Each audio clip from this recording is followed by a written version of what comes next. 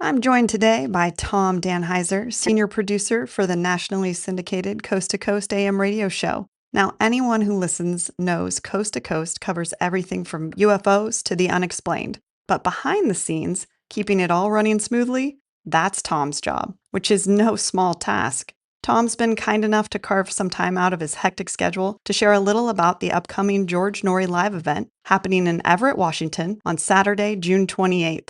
We love supporting the show and events like this at Sea Crane. It's a big part of why we do what we do. So I'm really looking forward to hearing more. Tom, thanks for being here with me. Hi, Jessica. I don't know about smoothly, but thank you for that introduction. It's very nice of you.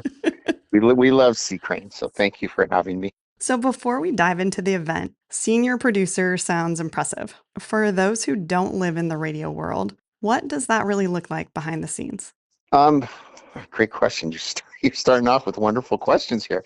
It just means like I've been around the longest, and I probably am supposed to know the most. And I need to make things work when they need to work, which is all the time with this show. It's a lot of people in the industry, or I should say out of the industry, would look and go, wow, radio, what a great job.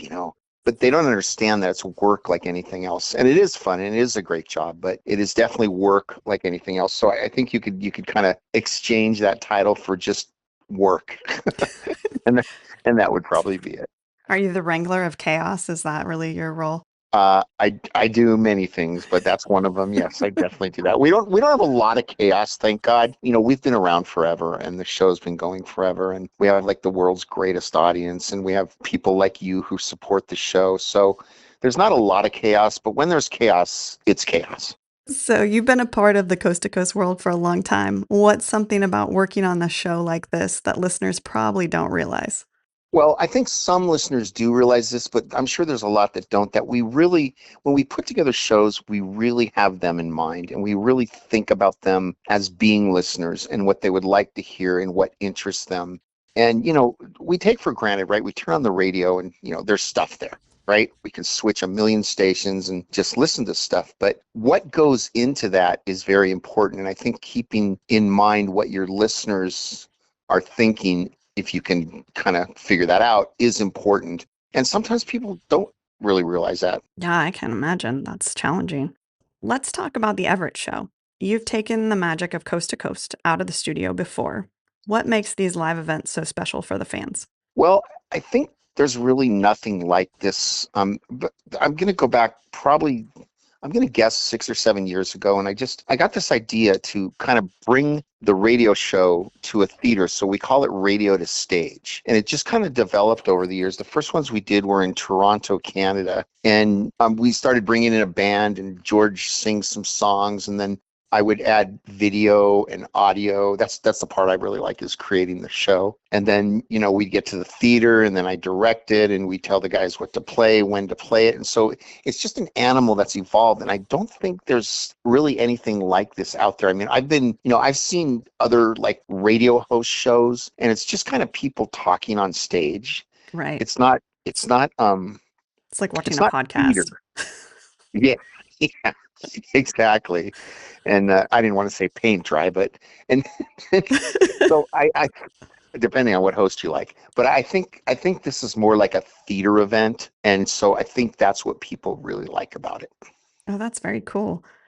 I know live events bring surprises. What's the one thing you're most excited about for the show? Honestly, one of the aspects I have to be excited about is the meet and greet. I love meeting our listeners. I think they're such nice people. And I think that, they come to these shows and then they come to the meet and greet and we say hi to everybody. George doesn't leave until everybody shakes a hand. I don't leave until we say hi. And they're just these really nice people. I've seen people make friends at these shows. I've seen people that, they don't have a camera with them. So the person next to them takes the picture and then they get their address and then they send them the picture and then they stay friends and they show up at another show. And so I just think it's a real family kind of thing. And that's one of the aspects I do like. That's really exciting. What's the one thing right now keeping you up at night before showtime? Thoughts like the projector going bad. Thoughts like we didn't give him the right cues. Thoughts like I made a mistake on the clock. things like that. It's kind of worrying for nothing because we've been doing these for so long. But it's because like I mean, if you were to really dive deep into the thought of, oh no, I didn't give the right elements.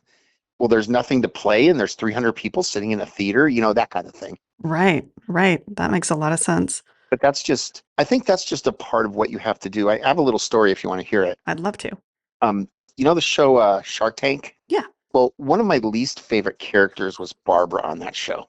And I say was because now she's one of my favorite. And the reason is I was watching an episode and there was this lady that presented an idea and all the sharks had turned her down. And then they went to Barbara. And Barbara looked at her and she said, "Great presentation. I love it. I'm out. And let me tell you why." And Barbara went on to say, "You came out here, you had all the confidence in the world, you did this great presentation, but what you're lacking is you're lacking that self-doubt."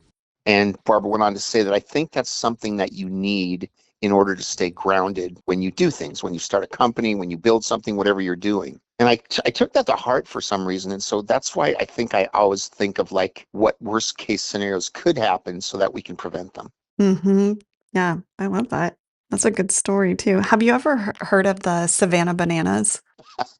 No, I haven't. Okay, so you have to look them up Okay. because they are reminding me of what you're talking about, and especially their owner. He's a fans first. That's their whole principle. That's actually the name of their company that runs Okay. Savannah Bananas, but they're a baseball team that's turned baseball into entertainment. So they have dance routines, they've changed some of the rules, and they are packing baseball stadiums, like Major League Baseball stadiums now.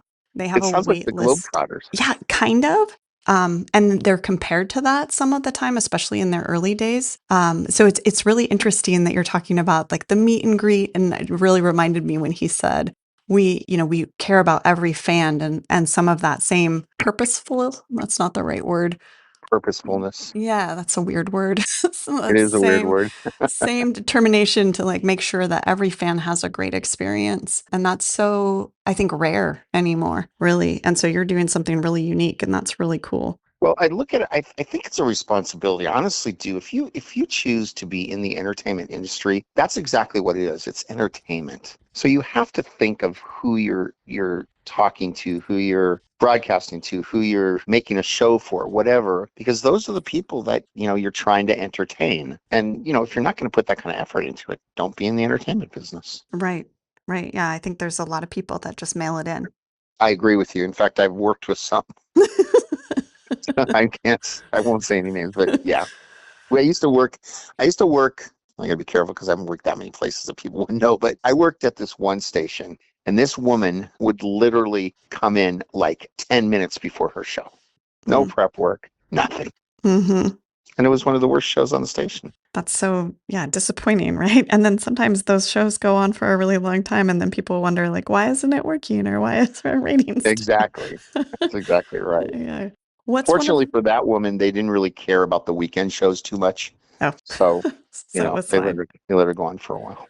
What's one of the most unexpected or memorable things that's happened at a live show or even during a regular broadcast? That's an easy question. So there was this, he's passed away now, but there was this listener named Barry who's from Rock Hill, South Carolina or North Carolina. I think South Carolina. I'd have to double check, which it was in one of those. And Barry would call in a couple days a week and he'd be like, "Hey guys," he'd talk with that accent. I'm not doing a very good accent, but he, it's out there. And he's just this character, this really fun guy, right? So it happened that we were going to do a show. Our first time was that we did it was in Asheville, North Carolina. So Barry was all over it, man. He bought like a front row seat and he was so excited. So weeks up to the show, Barry would call in and he'd go, "I can't wait for that show, Tommy. It's going to be fun. I want to talk to George and, I want to tell him." And he was a some sort of chemist. He was a smart guy, a lot of great brains. So this went on for weeks, right? He'd call in and he'd do what he did. And then we get to the show day. And so, we stand back there and we're waiting for the theater to fill up so we can start the show. And every once in a while we peek out the curtain, right? So we can see how many people are in the show, in the seats. This guy, and he's going nuts. He's dancing and he's just making all these weird. Anyway, so I sent security out there because I didn't know who this person was. And And they were, I said, guys, you might have to throw this out. He might be a drunk, check this guy out. And it was Barry just whooping it up, having fun to the music we were playing. It's because he was so into it, right? So we met him at the meet and greet for the first time, and he was elated, and he just kind of became part of the show. And then he'd call in, and we knew who he was, and so forth. But he was just a character, and he was so fun. And then we were a friend of mine is the lead singer of the band ZZ Top. I'm sure you've heard of them. Oh, yeah. Well, they were coming to near Rock Hill, so I got him some tickets. And man, that guy was so excited. And he would call and he'd go, I can't wait for the show. And George, can I sing a ZZ song for you? And he'd sing one of them on the air, right? During open lines on Fridays. And so it came showtime, and the venue where it had a far parking lot. You had to take like trams and stuff. So he and his buddy parked, and they took the tram and got up there and went and started walking in the theater. And he was 80 plus years old. And do you know that poor guy like had a fainting episode? Oh, no. And they had to send the ambulance, and he never got to see the show. And I felt so bad. I felt so bad if he was so excited. Oh, But, man. but Barry was just one of a kind, honestly. And then he finally passed away. And Martha actually came to our Charlotte show that we did in April. And so we got to meet her, and she was nice as pie too. So that's something I'll never forget about these shows. Yeah, that sounds like something you would never forget. Yeah, poor Barry. He wanted to see the band so bad, and I even remember when I told Billy the story weeks after. He said, "Oh man," he said, "I'm so sorry." He said, "I even made a note and hung it on my microphone to say shout out to Barry." Oh, And he would have loved that. he He would would have just have. loved that. But alas, he never got to do that. Oh, well, that's a cool though thing to like be able to even make that connection for him. Well, he was. You have to. It goes back to what we were talking about the audience, and you Yeah, really have to try to understand them. And they're all people. We're all human beings. And just because somebody calls in and says, "Hey, I want to talk about an alien that was in my backyard," you can think what you want personally, but you have to respect their story because that's what they believe. right, And right. so I think with Barry, I just think he was a smart guy, and then with that accent that made it so funny, he was just fun to talk to, and he had a great sense of humor. And every once in a while, I'd tell him a joke when he called in, and he'd laugh. That's So awesome. I just think you have to understand people, is what I think. Yeah. So, for folks thinking about coming to Everett, if they walk away with just one thing from the event, what do you hope it is? Uh, I hope that they have never seen anything quite like it. Meaning, I mean, it's not it's not what am I thinking of? It's not Cirque du Soleil or anything like that, but it's unique in its own style because it's like the radio show on steroids is what it is. And I think if you're a fan of the radio show, you're going to go to this and you're going to go, that was really cool that I got to see, George up on stage, and I got to talk to people, and I got to meet some people, and I just had a fun evening. So Yeah. Yeah, that's awesome.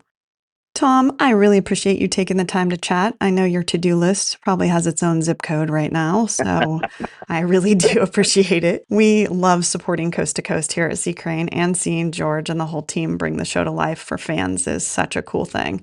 I am really looking forward to seeing the show live in Everett. It'll be my first time, and finally meeting you all in person. So I'm wishing you guys a great event. I have no doubt that it's going to be an unforgettable night. So thanks again for taking the time and being here with me. 100%. Thank you for having me on. Thank you for supporting us. And really, if there's anything you need, you let me know, and I'll look forward to meeting you in person probably on Thursday, I would guess. Yes. Yep. Cool. Awesome. Well, thank you.